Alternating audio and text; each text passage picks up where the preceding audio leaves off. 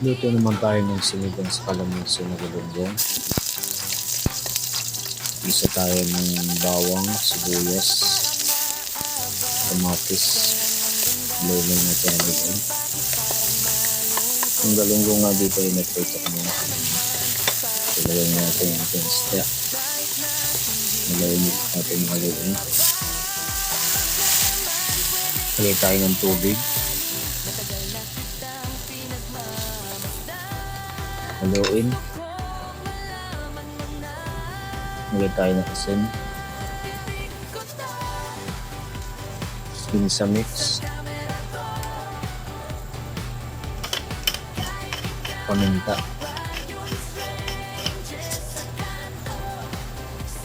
Tayo na natin kumulo. Ito yan, lagay na natin yung ating talbos ng kamote.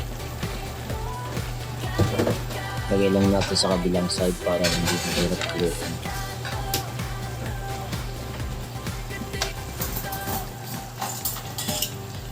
At dyan nga medyo luto na yung ating talbos ng kamote.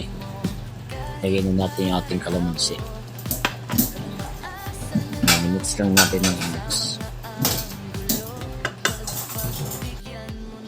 Ready na to.